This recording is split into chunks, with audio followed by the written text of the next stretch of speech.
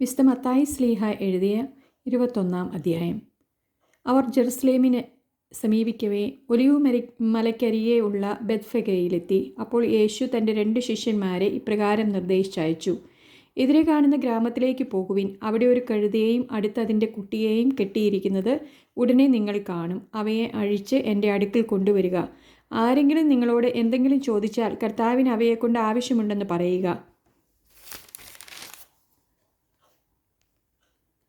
അവൻ ഉടനെ തന്നെ അവയെ വിട്ടുതരും. പ്രവാചകൻ വഴി പറയപ്പെട്ട വചനം പൂർത്തിയാകാനാണ് ഇത് സംഭവിച്ചത്. സിയോൻ പുത്രിയോട് പറയുക, ഇതാ നിന്റെ രാജാവ് വിനയാന്വിതനായി കഴുതയുടെയും കഴുതക്കുട്ടിയുടെയും പുറത്ത് നിന്റെ അടുത്തേക്ക് വരുന്നു. ശിഷ്യന്മാർ പോയി യേശു കൽപ്പിച്ചതുപോലെ ചെയ്തു. അവർ കഴുതയെയും കഴുതക്കുട്ടിയെയും കൊണ്ടുവന്ന് അവയുടെ മേൽ വസ്ത്രങ്ങൾ വിരിച്ചു. അവൻ കയറി ഇരുന്നു. ജനക്കൂട്ടത്തിൽ വളരെ പേർ വഴിയിൽ തങ്ങളുടെ വസ്ത്രങ്ങൾ വിരിച്ചു. മറ്റു ചിലരാകട്ടെ വൃക്ഷങ്ങളിൽ നിന്ന് ചില്ലകൾ മുറിച്ച് വഴിയിൽ നിരത്തി. യേശുവിന് മുമ്പിലും പിമ്പിലും നടന്നിരുന്ന ജനങ്ങൾ ആർത്തു വിളിച്ചു, ദാവീദിൻ്റെ പുത്രന് ഹോസാന! കർത്താവിൻ്റെ നാമത്തിൽ വരുന്നവൻ അനുഗ്രഹീതൻ! ഉന്നതങ്ങളിൽ ഹോസാന!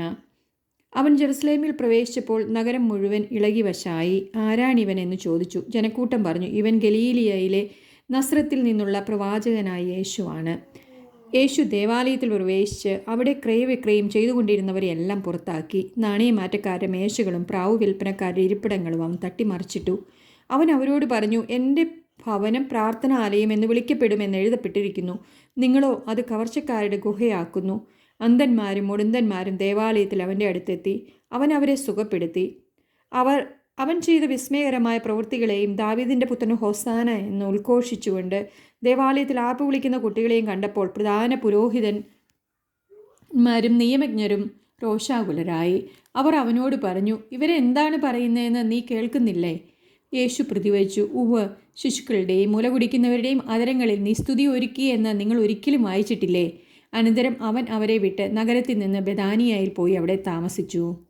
പ്രഭാതത്തിൽ നഗരത്തിലേക്ക് പോകുമ്പോൾ അവന് വിശന്നു. വഴിയരികിൽ ഒരു അത്തിവൃക്ഷം കണ്ട് അവൻ അതിൻ്റെ അടുത്തെത്തി. എന്നാൽ അതിൽ ഇലകളല്ലാതെ ഒന്നും കണ്ടില്ല. അവൻ അതിനോട് പറഞ്ഞു, ഇനി ഒരിക്കലും നിന്നിൽ ഫലങ്ങൾ ഉണ്ടാവാതിരിക്കട്ടെ. ആ നിമിഷം തന്നെ ആ അത്തിവൃക്ഷം ഉണങ്ങിപ്പോയി. ഇത് കണ്ട് ശിഷ്യന്മാർ അത്ഭുതപ്പെട്ടു. ആ അത്തിവൃക്ഷം ഇത്ര വേഗം ഉണങ്ങിപ്പോയത് എങ്ങനെയെന്ന് ചോദിച്ചു. യേശു പറഞ്ഞു, സത്യമായി ഞാൻ നിങ്ങളോട് പറയുന്നു, നിങ്ങൾ വിശ്വസിക്കുകയും സംശയിക്കാതിരിക്കുകയും ചെയ്താൽ അത്തിവൃക്ഷത്തോട് ഞാൻ ചെയ്തത് മാത്രമല്ല നിങ്ങൾക്ക് ചെയ്യാൻ കഴിയുക. ഈ മലയോട് ഇവിടെ നിന്ന് മാറി കടലിൽ ചെന്ന് വീഴുക എന്ന് നിങ്ങൾ പറഞ്ഞാൽ അതും സംഭവിക്കും. വിശ്വാസത്തോടെ പ്രാർത്ഥിക്കുന്നതെല്ലാം നിങ്ങൾക്ക് ലഭിക്കും. അവൻ ദേവാലയത്തിലെത്തി പഠിപ്പിച്ചുകൊണ്ടിരിക്കുമ്പോൾ പ്രധാന പുരോഹിതന്മാരും ജനപ്രമാണികളും അവനെ സമീപിച്ച് ചോദിച്ചു, എന്തധികാരത്താലാണ് നീ ഇതൊക്കെ ചെയ്യുന്നത്? നിനക്ക് ഈ അധികാരം നൽകിയത് ആരാണ്? യേശു പറഞ്ഞു, ഞാൻ നിങ്ങളോടൊന്ന് ചോദിക്കട്ടെ. നിങ്ങൾ എന്നോട് ഉത്തരം പറഞ്ഞാൽ എന്തധികാരത്താലാണ് ഞാനിവയൊക്കെ ചെയ്യുന്നതെന്ന് നിങ്ങളോട് പറയാം. യോഹന്നാൻ്റെ ജ്ഞാനസ്നാനം എവിടെ നിന്നാണ് ആയിരുന്നു? സ്വർഗത്തിൽ നിന്നോ മനുഷ്യരിൽ നിന്നോ? അവർ പരസ്പരം ആലോചിച്ചു. സ്വർഗത്തിൽ നിന്ന് എന്ന് നാം പറഞ്ഞാൽ പിന്നെ എന്തുകൊണ്ട് നിങ്ങൾ അവനെ വിശ്വസിച്ചില്ല എന്നവൻ ചോദിക്കും. മനുഷ്യരിൽ നിന്ന് എന്ന് പറഞ്ഞാലോ? നാം ജനക്കൂട്ടത്തെ ഭയപ്പെടുന്നു. എന്തെന്നാൽ എല്ലാവരും യോഹന്നാനെ ഒരു പ്രവാചകനായി പരിഗണിക്കുന്നു. അതിനാൽ അവർ യേശുവിനോട് മറുപടി പറഞ്ഞു, ഞങ്ങൾക്കറിഞ്ഞുകൂടാ. അപ്പോൾ അവൻ പറഞ്ഞു, എന്തധികാരത്താലാണ് ഞാനിത് ചെയ്യുന്നതെന്ന് നിങ്ങളോട് ഞാനും പറയുന്നില്ല. നിങ്ങൾക്ക് എന്തു തോന്നുന്നു? ഒരു മനുഷ്യന് 2 പുത്രന്മാരുണ്ടായിരുന്നു. അവൻ ഒന്നാമൻ്റെ അടുത്ത് എന്ന് പറഞ്ഞു, മകനെ, പോയി ഇന്ന് മുന്തിരിത്തോട്ടത്തിൽ ജോലി ചെയ്യുക. ഞാൻ പോകാമെന്ന് അവൻ പറഞ്ഞു, എങ്കിലും പോയില്ല. അവൻ രണ്ടാമൻ്റെ അടുത്ത് ചെന്ന് ഇത് തന്നെ പറഞ്ഞു. അവനാകട്ടെ, എനിക്ക് മനസ്സില്ല എന്ന് പറഞ്ഞു.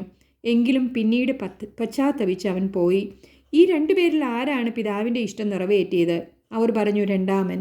യേശു പറഞ്ഞു, സത്യമായി ഞാൻ നിങ്ങളോട് പറയുന്നു, ചുങ്കക്കാരും വേശ്യകളും ആയിരിക്കും നിങ്ങൾക്ക് മുൻപേ സ്വർഗരാജ്യത്ത് പ്രവേശിക്കുക.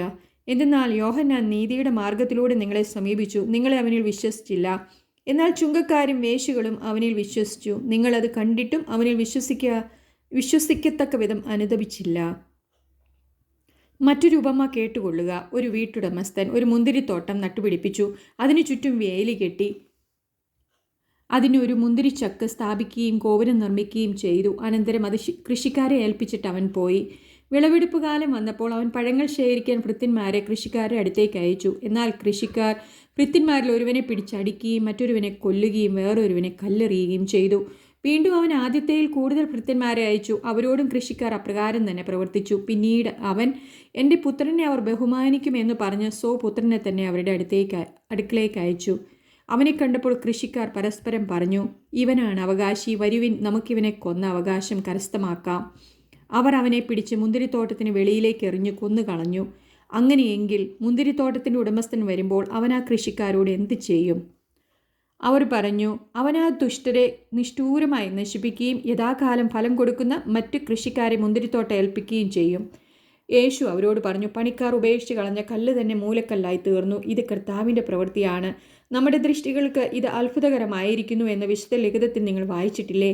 അതുകൊണ്ട് ഞാൻ നിങ്ങളോട് പറയുന്നു, ദൈവരാജ്യം നിങ്ങളിൽ നിന്നെടുത്ത് ഫലം പുറപ്പെടുവിപ്പിക്കുന്ന ജനതയ്ക്ക് നൽകപ്പെടും.